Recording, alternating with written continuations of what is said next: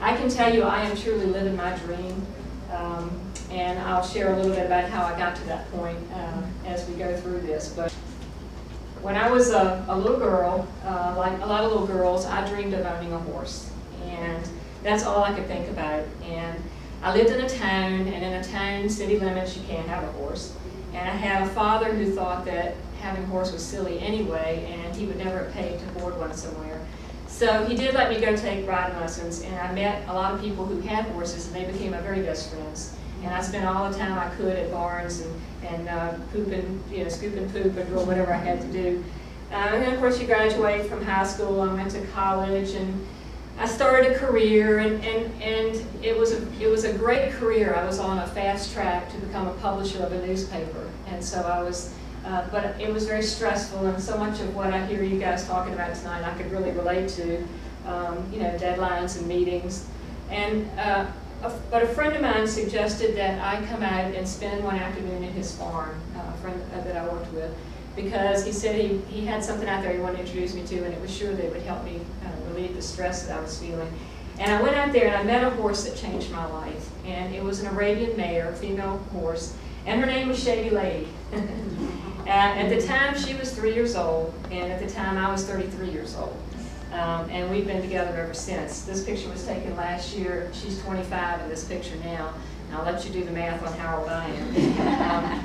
But when I think of the word synergy, I think of this horse because together, she and I have done things in the years that we've been together that we would have never been able to do individually. And it's been a tremendous relationship. And so much of what I'm going to talk to you about here also involves the synergy and the relationships of helping each other be stronger. At the time, I did not own a farm. So I did have to board her somewhere, and I would visit her whenever I could, sneak away from work early, because it really was a stress reliever. But I was also able to set her up as a breeding business, which allowed me as a single woman, and at the time a very good paying job, to have a tax deduction. And that's something I'll talk to you a little bit more about later. Meeting Shady also changed my life in another way because she introduced me to my husband 15 years ago. He came to work at the place where I was boarding her as their new breeding and farm manager. And he had been working with horses since he was 10 years old. And I had never in my life met a person with such a joy for the work that they did and such a passion and love for getting up and going to work every day. We've been married 15 years now. And I have to say that sharing our life with horses has made me love every day of my life in a way that I never did when I worked in the corporate world. Early in our marriage, we had an opportunity. Mark got a job offer to go to work for the largest breeder of straight Egyptian Arabian horses in the world. And they, unfortunately, are located in Waco, Texas. That was the only downfall. But he had always dreamed of working with their particular breed of horse. And so we moved to Waco, Texas, and I left my job in the corporate world. I put my hands up and said, that's it. I'm going out of that zone and going into a different one. We got a chance while we were out there to work really closely with the owner, Judy Sadowski, the lady on the left, and Sean Cruz, who's the general manager on the right. These are two of the most successful women in the horse industry in the world today.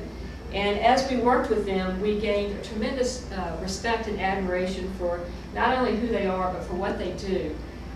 Not only do they have a passion for breeding these beautiful horses, but they have a passion for introducing new people to this horse and helping them to be successful in their own breeding business. That wasn't it?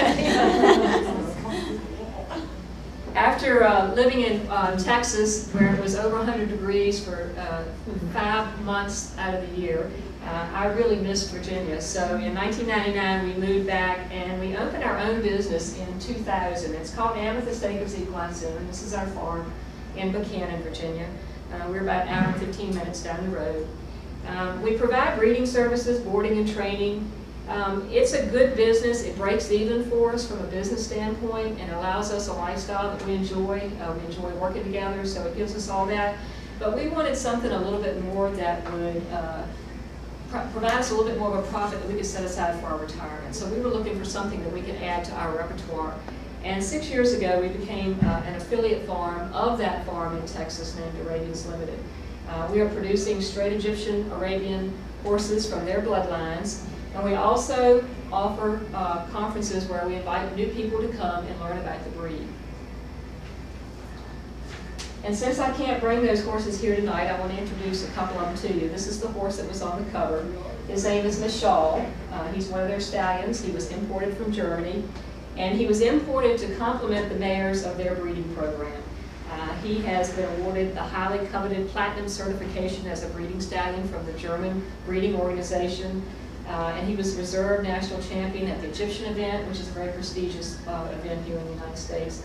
This search took them more than 3 years all over the world to find, so he really is a unique horse. Arabians are different from other horses in appearance. Back up there, dude. As you can see, they have a relatively small triangle-shaped head. It's concave below the eyes. We call that a dish. They have very large, dark eyes, and they will follow you like a dog. They watch every move you make. And they have very tippy ears. This is their senior stallion, who is now 21 years old. His name is The Desperado, and Teresa has a little boy from this stallion. He was the reserve U.S. national champion, and he has foals in over 26 foreign countries. So these are horses that are well known, not just in the United States, but all over the world. And they're owned by everybody from every walk of life, from kings. King of Saudi Arabia is one of their biggest clients, to folks like us. We're not kings. Arabians are very unique also in that they have a very long, arched, very upright neck. Very different from maybe other horses like quarter horses and like that you may have seen. They also have a very short, well-muscled back that allows them to carry heavy weights over long distances. They actually have one less vertebrae than other horse breeds, which is one of the reasons why they dominate in endurance racing.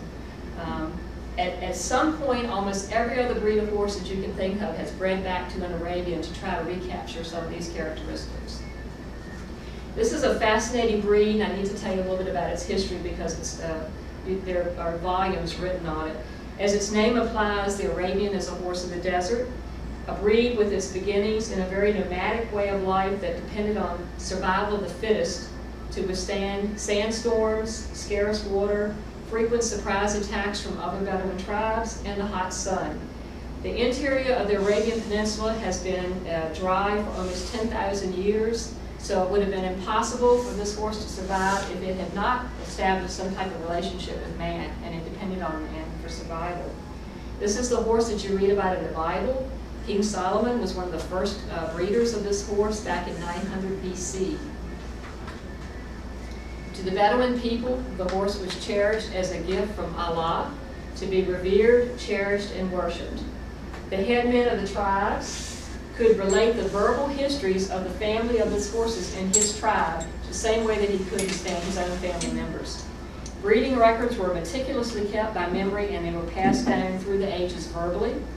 To this day, many of the Arabian pedigrees that we share with the horses that we have today can trace their origins back to the oral records that were kept by these Bedouins. They were that meticulous about it.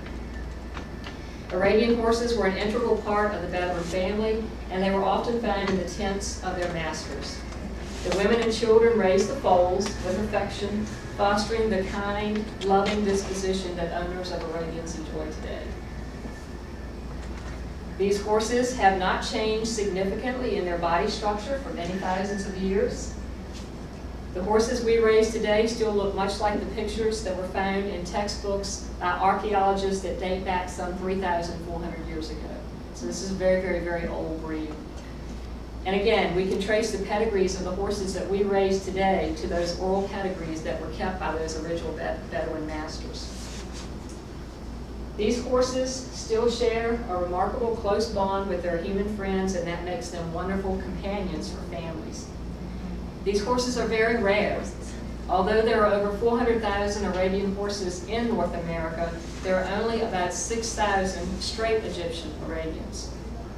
If they were not domesticated, this particular breed, the Straight Egyptian Arabian, would be considered an endangered species.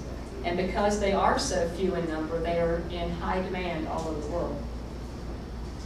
Each year, only about 300 straight Egyptian fillies, baby girls, are born in North America. And if you remember your Economic 101 lessons about supply and demand, if you have a very rare and a very valuable product and there is a very high demand, that translates into potentially successful business. This is what we think makes this horse breed good to build a successful breeding business around. And that's just the cutest face in the world. The one behind is good. There. Just love to nuzzle that.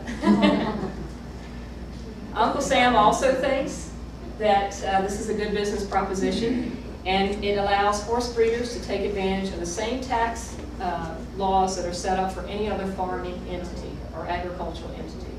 You're allowed the same depreciation schedules, the same tax deductions, the same startup years to show a profit, which is 2 and 7 instead of 3 and 5 for a regular business. And it also allows you the same investment opportunities that are available to other small businesses, such as the IRS Bill 179 that President Obama signed, that allows you to expense up to $500,000 in a given year.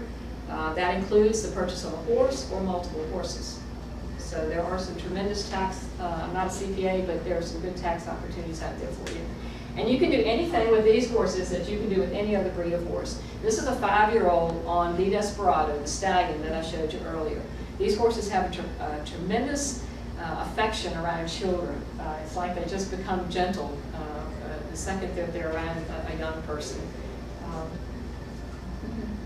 They're smart, they're willing to learn, they're easy to train. This is a filly that's owned by Pat Roper, who owns the Elkton Pharmacy. I thought she might be here tonight, but right up the road from here. This filly was shown to a top 10 award at that world famous Egyptian event, which is held at the Kentucky Horse Park in Kentucky, Lexington, Kentucky every year. This is Ellie Crabtree's mare, Ascilla. She's being shown as a 3-year-old. And the other thing about these horses, they're fully insurable with health and life insurance that covers them in case of injury or death. And the insurance is deductible. So, and these horses offer a gift of friendship like no other. And I promise you are a wonderful prescription for stress release. There is nothing better than having a bad day and walking out and having those big eyes look at you and sniff you, and it just makes everything bad go away. This is Teresa, of course, with her beautiful Dasani Dari, or we call her Dee Dee. And this is Dee Dee's son, Ty, the Desperado colt, and this is Teresa's son, Garth, who was teaching the baby horse how to eat carrots, but of course you have to chew up the carrots and spit them in your hand because the baby horse couldn't get his hand around, his mouth around the whole carrots. So, and obviously that's helped develop a special bond between Garth and this particular baby. And these horses have also been known to make horse lovers out of non-horsey husbands, like Teresa's husband Todd, who I now understand hugs his horse as much as he does his wife and kids. These horses also bring people together from all walks of life and create new lifelong friendships. This is Cornelia Jancy on the left, who is a dairy farmer up in Ontario, Canada. And we've been breeding his mare for him for several years. And he bred a little filly who was purchased by Ellie and Larry. This is Ellie and Larry. Ellie Crabtree and her husband Larry. And this is Amber, Ellie's little girl, who she is now in the process of breeding. And this is, I was thinking Pat might be here tonight, but Pat Roper, again, she owns the Elkton Pharmacy. And this is her, the Desperado daughter on the left, and her Michelle daughter on the right, along with Sean Cruz from Ravens for Me. There are very few agricultural businesses out there that offer the profit potential and tax treatment that this special horse does, plus the chance to meet some wonderful new friends and share your passion for preserving this rare treasure.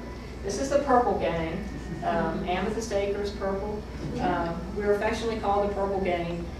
The thing we share, we have different backgrounds, but the thing we share is a common love and passion for breeding and preserving this breed. And the synergy, when a group of people have a passion that they share, can be phenomenal. And that's how this group is. And I'm very proud of all of them. Summary, friends, family, fantastic clients, beautiful Arabian horses, the things in life that really matter. That's what life's all about. That's Arabians Limited, and that's Amethyst Acres.